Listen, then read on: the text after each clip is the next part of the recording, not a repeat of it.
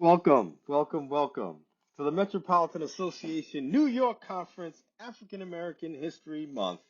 I am the Reverend Dr. Nigel Pierce, and I am the pastor of Grace Congregational Church of Harlem, UCC. I am so glad today to present to you Alexandre Dumas, one of my favorite writers and author. The Count of Monte Cristo is a good favorite book that I love to read over and over again. And of course, many of our familiar because we grew up with the Three Musketeers.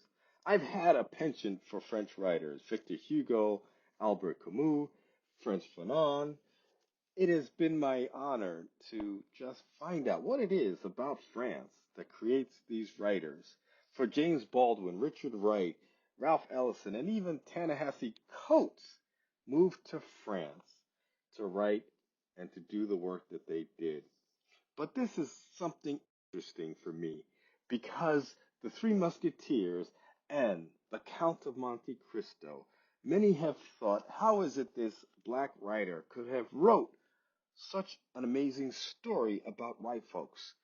Can I let you in on a secret? He wasn't writing about white folks. He was writing about his father.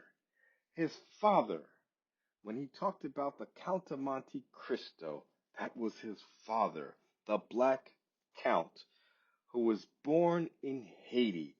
His father was a French nobleman. His mother was a slave in Haiti. His father took him to France. He rose to the highest ranks during the French Revolution. His fighting skills as a warrior are legendary. And he, at one time in 1794, he rose to the position of commander-in-chief, 53,000 men under his control, only to be betrayed by Napoleon and to end up in an Italian dungeon and to die in a poor man's grave. This is all outlined in the book The Black Count by Thomas Rice, and it gives us an understanding of who he is and the great warrior that he came to be, and it's an amazing story. The father of Alexandre Dumas, Thomas Alexandre Dumas. And so when he was writing, and he was writing about his dad, and so he knew what it was like to face racism. The writer of Dumas, it says, grew up in a very different world from that of his father, a world of rising rather than diminishing racism. His fellow novelist, Balzac, referred to him as that Negro, as outlined in the book by Thomas Rice.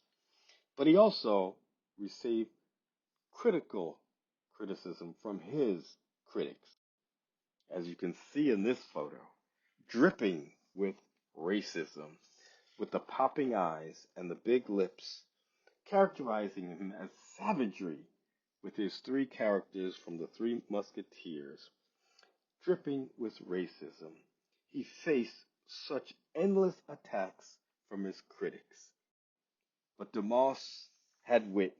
His quick wit response was, my father was a mulatto, my grandfather a Negro, my great-grandfather was a monkey. My family begins where yours has ended, was his response to his critics. He also received criticism from within. Frederick Douglas, who read his book and enjoyed the Monte Cristo, the Count of Monte Cristo, wrote this: we have nothing to thank Dumas for.